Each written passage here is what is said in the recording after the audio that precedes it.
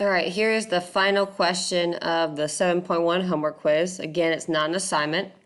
I got a little bit too close to my maximum time limit on the last one, so I had to start over. This is probably most in line with what you may see on an AP FRQ. I mean, this is the past, so I don't know what this year's exam is going to look like, but this could be the type of FRQ you would see on the AP exam. All right, so I'll kind of read through it and underline important information as I go.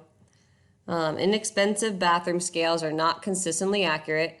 A manufacturer of a bathroom scale says that when a 150-pound weight is placed on all the scales produced in his factory, the weight indicated by the scales is normally distributed with a mean of 150 and a standard deviation of 2.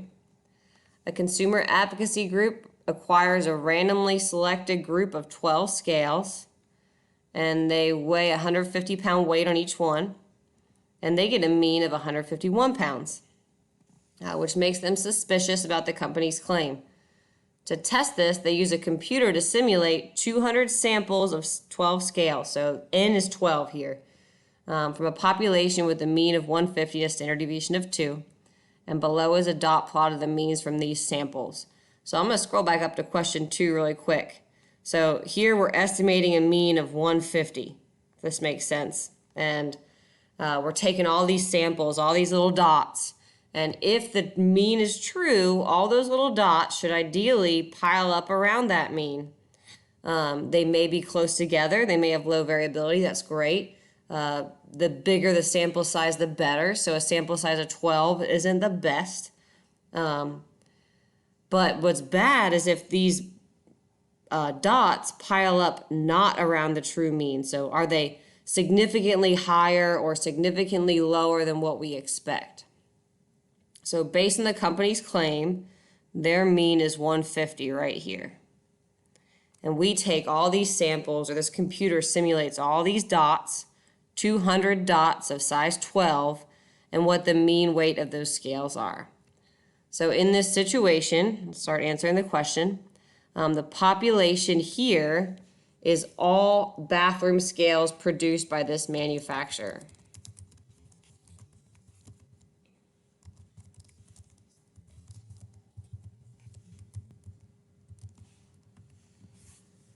And the values they gave us, they told us mu was 150.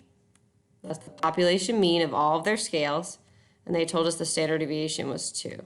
So those are the parameters that we were given in the problem.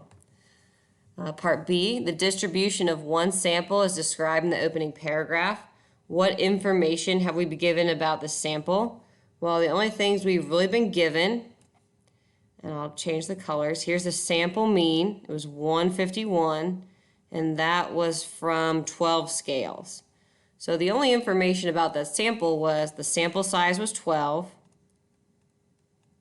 So we picked 12 scales from this company, and we calculated a mean. That's an X bar. And that sample mean was 151. And I scroll on. Part C is the dot plot above a sampling distribution. The wording here is a little tricky because of the A. I guess it's a possible sampling distribution, but the sampling distribution above, this sampling distribution, is the sampling distribution of 200 samples. Not all of the samples, just 200 sample means calculated from sample size 12. The definition of a sampling distribution, I can read it for you, or the definition of the sampling distribution, says describes the values of the statistic in all possible samples of the same size. So all possible samples of the same size. This distribution, or these dots, are not all samples, it's just 200. Just to save a little time and not type all that in there. So this is technically not the sampling distribution. This is only the sample distribution of 200 sample means of size 12. The true sampling distribution would be all possible samples of size 12 from this population. And going to part D, Do you think the manufacturer is being honest about the accuracy of his bathroom scales? So I already mentioned if this claim is true, these points should really pile up around 150. And the only true sample statistic we have to go from is that 151, which is right here. So let's look at, well, how usual or how common is it to get a sample mean of 151? Or specifically 151 or greater. How unusual is that? So if I look at these points, there's 200 dots total. And in this little blue box, there's 1, 2, 3, 4, 5, 6, 7, 8.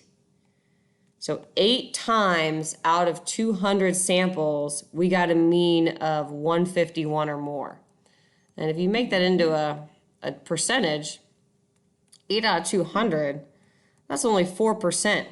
That's 0.04. So 4% of the time, if this claim was true, we would get a sample mean of 151 or more. It's not very common. So I would say this is unusual. Sorry about my dog in the background. This is unusual. So unusual that it's not likely to chance. So no, I think the manufacturer is lying about its claim, and it seems to be more.